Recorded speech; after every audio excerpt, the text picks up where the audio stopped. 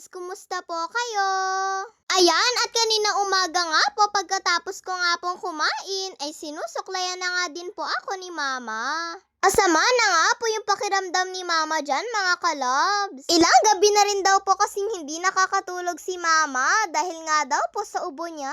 Maya-maya nga po, mga ka-loves, ay inuubo nga po si Mama. Kaya nga po, binilhan na nga din po siya ng gamot ni Papa. Tinanong ko nga po muna si Mama kung kaya niya pa nga po akong suklayan ng buhok dyan. At sagot naman po niya ay oo. Pagkatapos po pala akong suklayan ni Mama, eto nga at sinuot ko na nga din po yung ID ko. Hindi po kasi dapat namin ito makalimutan kapag nga po papasok kami. At nung ready na nga din po ako, eto nga at kinukuha ko na nga lang po yung payong sa bag ko. Kailangan ko rin po kasing magpayong dahil nga po umaambon dito sa amin. At sabi nga po ni Papa, kagabi pa nga daw po umaambon dito sa amin. Eto nga pong payong ko ay kay Kuya nga po dapat ito. Kaya lang sabi ko nga po kay Mama kung pwede magpalit na nga lang po kami. Mas gusto ko nga po kasi itong gamitin dahil tinitiklop nga lang po ito. Si Mama na nga din po pala yung nagpatawid po sa akin dyan. Nagpapasalamat nga din po ako kay Mama dahil kahit nga po meron siyang sakit, ay inaasikaso niya pa rin nga po kaming dalawa ni Kuya. Pumunta nga din po pala sila Mama at Papa sa palengke para nga po bumili ng sombrero na gagamitin ni Kuya. Sasayaw nga daw po kasi sila, mga ka-loves, at kaninang hapon nga po nila ito kinailangan. Dapat nga daw po ay si Papa na lang daw po yung bibili, kaya lang ay hindi niya naman daw po kasi alam kung saan nga daw po yung pagbilihan nito. Kaya sinama niya na nga din po si Mama dahil mas alam nga daw po niya kung saan nga daw po yung bilihan nito.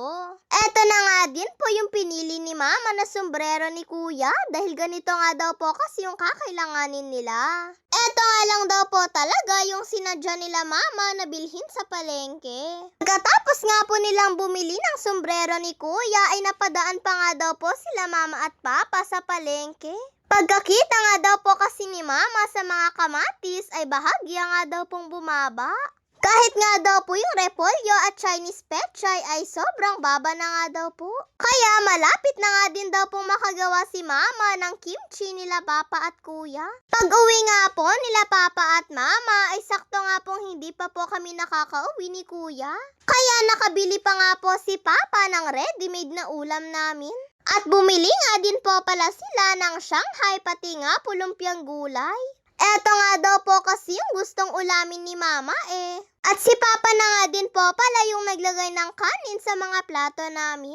Maski nga po si Kuya, mga ka-loves, ay masama na nga din daw po yung pakiramdam niya, inuubo at sinisipon na nga din daw po kasi siya. Kaya pinainom nga po siya kaagad ni Papa ng gamot. Nakuha niya daw po siguro yun sa pagod nila kaka-practice. Eto nga at kakain na nga din po kami, mga ka-loves. Nagustuhan ko nga din po yung pagkaluto nila ng monggo. Masarap nga din po kasi sana ito kung may dahon nga po ng malunggay. Sabi nga po sa akin ni Mama ay subukan ko nga din daw po itong Shanghai. Pagkatikim ko nga po ay nagustuhan ko nga din po kaya kinuha ko na nga din po itong isa. Malalasahan mo po kasi talaga yung karne. Pero si Mama ay eto nga lang po yung inuulam niya. Gusto nga din daw po kasing magsawsaw ni Mama ng suka. Pero binilisan nga lang po ni Mama ang pagkain niya dyan dahil gustong gusto niya na nga daw po kasi talagang humiga. Kaya lang naisip nga daw po ni Mama na magluluto nga daw po muna siya ng ulam na pangbaon ni Papa. Habang kumakain nga po kami dyan ay sinasabay na nga din po ni Mama ang pagluluto. Eto na nga din po pala yung uulamin namin kapag gabi. Luto na nga daw po ito kaagad ni Mama para nga daw po saktong makapagbaon nga din daw po si Papa.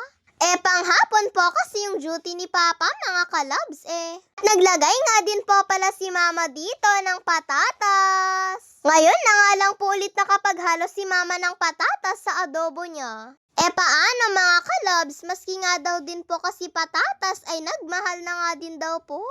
Ang exciting part nga po dito, mga ka-loves, ay maglalagay nga daw po si Mama dito ng nilagang itlog ng manok na native. Hiningi niya nga lang daw po ito kay nanay at 3 piraso nga daw po yung binigay ni nanay sa kanya. Sa totoo lang ay first time ko nga lang din pong makakatikim ng native na itlog ng manok. Kinagabihan nga po, mga ka-loves, nung kakain na nga din po kami yummy. Ayan nga at naghain na nga din po si Mama.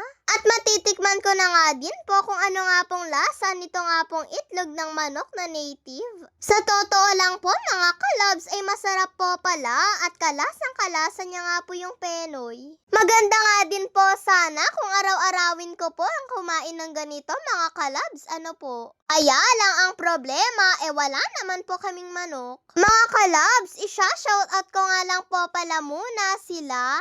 Elise Pearl Comia, Joaira Pabustan, Aril Obuga, Feya Obsiana, Cristel Joy P. Santiago, Geneva Mantes, Jeros May Agaraw. Yun lang po mga kalabs. Maraming salamat po sa panonood ninyo. Mag-iingat po kayo palagi. God bless to all. Bye-bye po.